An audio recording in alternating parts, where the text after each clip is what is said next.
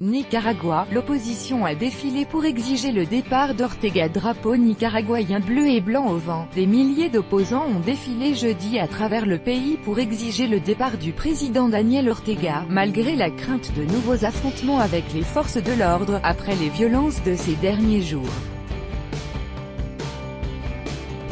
Justice, pas un pas en arrière, le peuple uni ne sera jamais vaincu, ont-ils scandé le long du parcours au sud-est de Managua.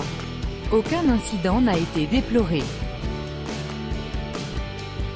La manifestation, organisée par l'Alliance civique pour la démocratie et la justice, coalition de l'opposition qui inclut des secteurs de la société civile, est baptisée « Ensemble nous sommes un volcan ». Carolina Aguilar, 52 ans, a défilé car elle en a marre de ce gouvernement qui tue impunément.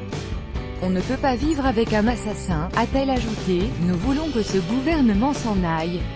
Ce que nous voulons c'est la liberté et la démocratie. Ça fait 11 ans qu'on le supporte. Le peuple est fatigué, a lancé un homme de 40 ans au visage dissimulé par un foulard, souhaitant rester anonyme par peur d'être dénoncé par les supporters du pouvoir. Je suis ici car je suis mère et ça me fait mal de voir que des jeunes sont morts dans cette lutte contre cet homme sans pitié. Je demande son départ, a expliqué à l'AFP Rosa Martinez, 59 ans. Pour l'opposition, cette marche est le point de départ d'une série d'actions pour accentuer la pression sur le président Daniel Ortega, avec notamment une journée de grève générale prévue vendredi. Des camionnettes des forces anti-émeutes qui circulaient dans le même secteur de la marche ont provoqué l'inquiétude des habitants et des manifestants. En réaction, le gouvernement prépare une marche en mémoire de la révolution sandiniste de 1979, vendredi vers Masaya, la ville la plus rebelle du pays, à une trentaine de kilomètres de Managua. Ce projet du gouvernement suscite aussi des craintes dans le quartier indigène de Monimbo, au sud de Masaya, où les barricades sont toujours debout, malgré le renforcement de l'opération nettoyage, ordonnée par le gouvernement ces dernières semaines. Situation critique, ils ne vont jamais entrer, à moins qu'ils nous tuent tous, assure à l'AFP un homme cagoulé sur une de ces barricades, chemise et casquette vert olive. Crise politique au Nicaragua. Copyright AFP, Anel Larreta. Depuis le 18 avril, les manifestants anti-gouvernementaux exigent le départ de Daniel Ortega, au pouvoir depuis 11 ans, accusé d'instaurer une dictature au Nicaragua avec sa femme, Rosario Murillo, la vice-présidente.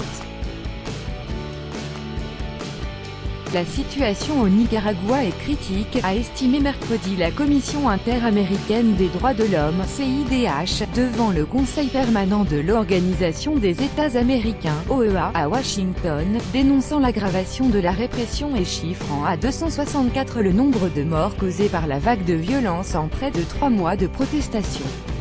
En réponse, le ministre des Affaires étrangères nicaraguayen, Denis Moncada, a estimé que le rapport de la CIDH faisait preuve de préjugés et manquait d'objectivité. On ne peut pas confondre un mouvement de protestation pacifique et des actes terroristes, a-t-il répliqué. Très influente au Nicaragua, l'Église catholique joue le rôle de médiatrice entre le gouvernement et l'opposition, en demandant notamment des élections anticipées, mais sans succès. Le président Ortega a rejeté samedi cette éventualité. Le week-end dernier, 14 personnes sont mortes à la suite de violents raids des forces de l'ordre dans les villes de Diriamba et Jinotep, dans le sud-ouest du pays. À Diriamba, la tension est encore montée d'un cran lundi. Une centaine de partisans du président Ortega et de paramilitaires ont agressé des prélats catholiques, dont le nonce apostolique, ambassadeur du pape, Stanislav Valdemar Sommertag, dans une basilique.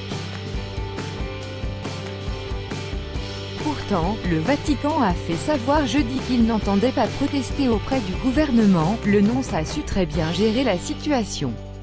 Nous n'allons pas protester, a expliqué le cardinal Pietro Parolin, le cardinal secrétaire d'État à la chaîne catholique italienne TV 2000. Les évêques nicaraguayens ont annoncé qu'ils convoqueraient des sessions plénières dans les prochains jours, estimant que le dialogue était la seule voie pour résoudre la crise. Tout droit de reproduction et de représentation réservé. Copyright 2018, Agence France Presse.